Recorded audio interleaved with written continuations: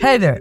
If you run into the frustrating payment not completed message while trying to download apps or games from the App Store, don't worry, I've got you covered with some simple steps to fix it. So let's dive in and get this sorted. Solution 1. Check your payment method.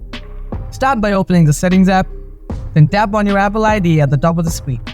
Next, select Payment and Shipping. Check your payment methods. Make sure the payment method you have on file is valid, even if you're downloading free app. If it's not, update it or add a new payment method. Then tap on Billing Address. Make sure to add a valid billing address as well. Solution 2. Sign out and back into your Apple ID. Open the Settings app, then tap on your Apple ID. Next, scroll down and tap Sign Out. After that, restart your iPhone. Sign back in with your Apple ID. Once you sign back in, try downloading the app again. Solution 3. Check App Store region settings. Open the Settings app, then tap on your Apple ID. Select Media and Purchases. Next, tap View Account, then Country/Region.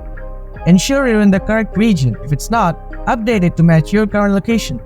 Solution 4. Clear App Store cache.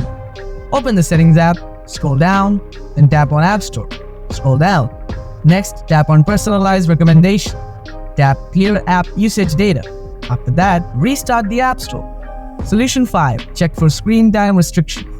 Open the Settings app, then tap on Screen Time. Next, tap on Content and Privacy Restrictions. Ensure App Store purchases are allowed. Make sure this setting isn't blocking downloads. Solution 6. Reset all settings. Open the Settings app, then tap on General. Scroll down and tap Transfer or Reset iPhone. Tap Reset and select Reset all settings.